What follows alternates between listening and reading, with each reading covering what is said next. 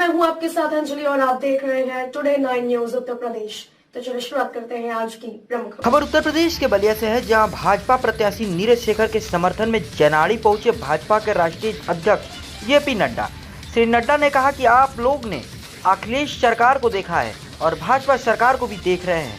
भाजपा सरकार विकास की बात करती है और लगातार मोदी जी और योगी जी के नेतृत्व में विकास हो रहा है। राष्ट्रीय अध्यक्ष ने जनसभा को संबोधित करते हुए जनता से पूछा कि आप बताइए, बलिया की तस्वीर बदली है या नहीं बदली, यहाँ हाईवे बने हैं कि नहीं बने हैं। एक तरफ भाजपा नए नए प्रोजेक्ट लाकर मोदी जी और योगी जी के नेतृत्व में लगातार विकास कर रही है, तो दूसरी तरफ अखिलेश सरकार में ब्लास्ट करने वाले आतंकवादियों को छोड़ने का प्रस्ताव बनाया था।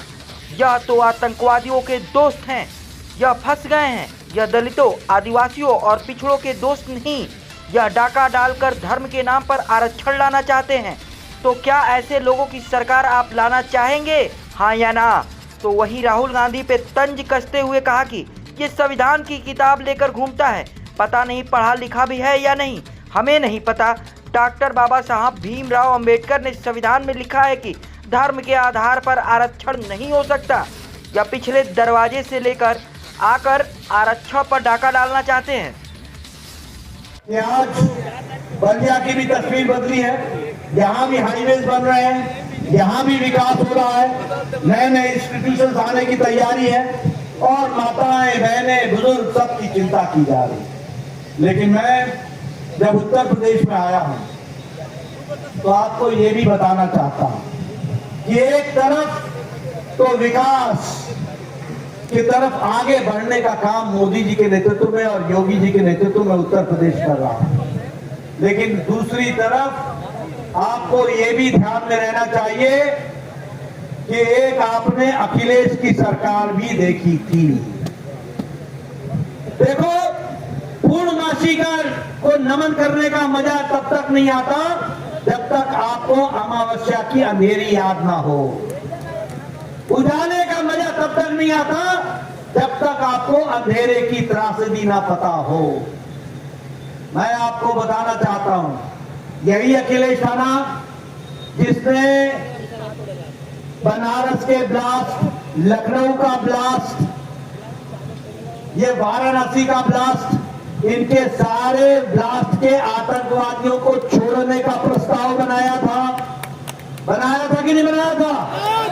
बनाया था कि नहीं बनाया था?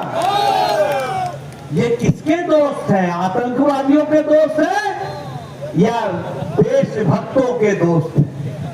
ये देशद्रोहियों के दोस्त हैं, ये स्पष्ट है। मैं ये बोलने आया हूं, मैं यहां ये भी बताने आया हूं, ये पिछड़े के समर्थक नहीं है, ये दलितों के समर्थक नहीं है, ये आदिवासियों के समर्थक नहीं है।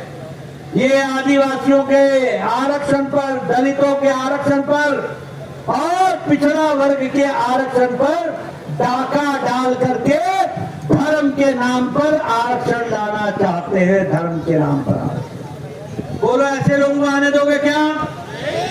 जरा जोर से बोलो, ऐसे लोगों को आने दोगे क्या? ऐसे लोगों को आने दोगे क्या?